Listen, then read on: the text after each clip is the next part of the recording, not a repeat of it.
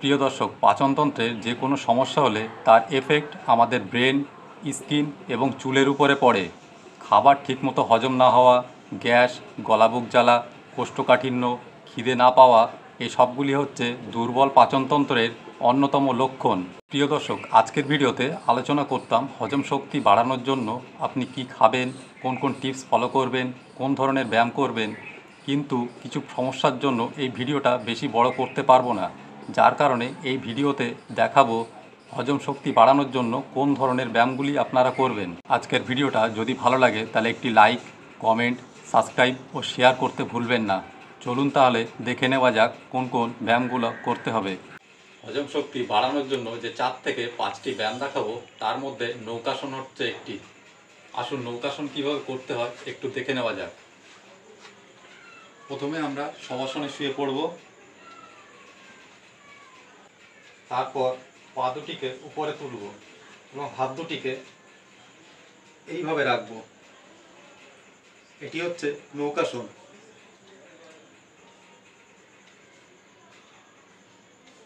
এটি 30 সেকেন্ড করে 3বার প্র্যাকটিস করবেন এবং ভালোভাবে অভ্যাস হয়ে গেলে 1 মিনিট করে করার চেষ্টা করবেন।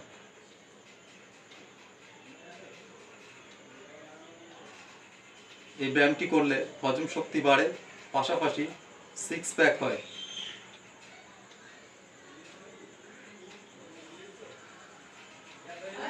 নৌকাসন ব্যায়ামটি যারা করতে পারবেন না তারা উত্থান পদাসন ব্যায়ামটি করবেন। একবার দেখে নিন উত্থান পদাসন ব্যায়ামটি কেমন হয়।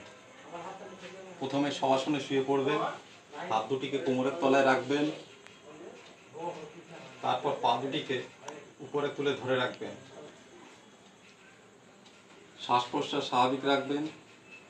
30 সেকেন্ড করে 3বার প্র্যাকটিস করবেন।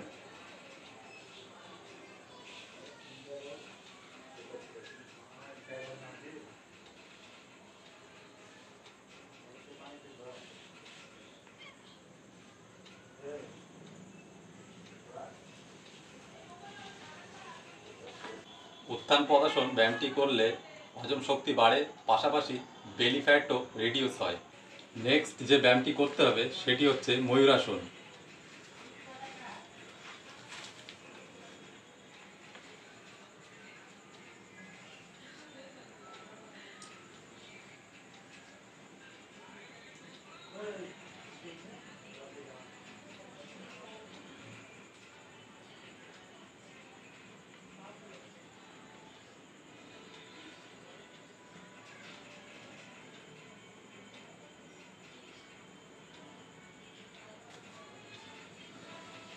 ময়ূরাসন করলে হজম শক্তি বাড়ে, প্লাস হচ্ছে হাতের জোর বাড়ে। এরপর যে ব্যায়ামটি করতে হবে সেটি হচ্ছে পদাঙ্গ উষ্টাসন। প্রথমে আমরা শবাসনে শুয়ে পড়ব, তারপর পা দুটিকে ধরে মাথাটাকে একটু উপরের দিকে তুলে পায়ের আঙুলগুলিকে নাকের সঙ্গে লাগানোর চেষ্টা করব।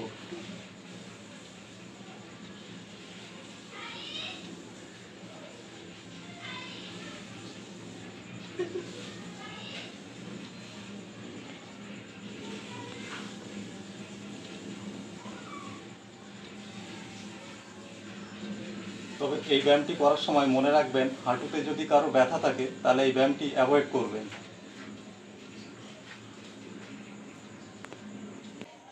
এরপর যে ব্যায়ামটি দেখাবো হজম শক্তি বাড়ানোর জন্য সেটি হচ্ছে কান্ধার আসন বা সেতু বদ্রাসন।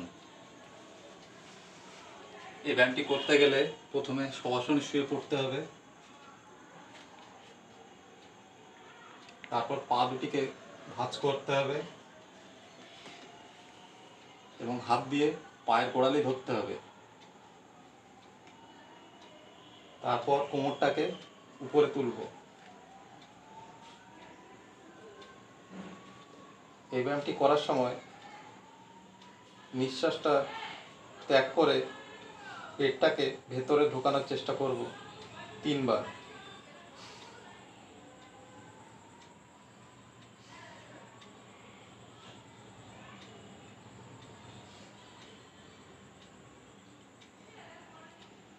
এই ব্যায়ামটি করলে হজম শক্তি বাড়ে। তার পাশাপাশি থাইরয়েড গ্রন্থিরও কাজ ভালো হয়। তবে এই ব্যায়ামটি করার সময় মনে রাখবেন, যদি কারোর সার্ভাইকাল স্পন্ডালাইটিস থাকে তারা এই ব্যায়ামটি অ্যাভয়েড করবেন।